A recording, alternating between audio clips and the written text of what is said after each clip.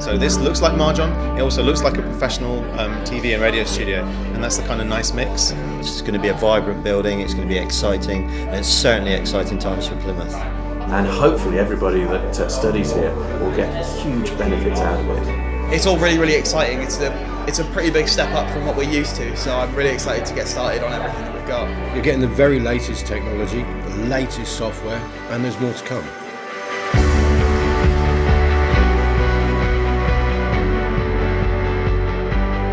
It's been really exciting. It's great to see everything there finally. It's been such a long time that we've been developing this idea, and so finally everything's in place, and just to see students here and see the look on their faces has been really exciting.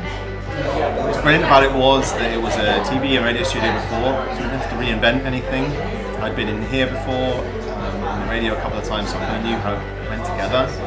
This is professional, this is professional equipment, so hopefully that's going to change everything for our students here and yet to come. I came here when this building was an absolute empty shell.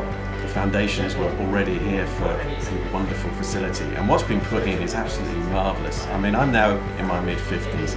Had this been available when I was hoping for a career in the media, I'd have jumped at this opportunity. It's an absolutely magnificent building.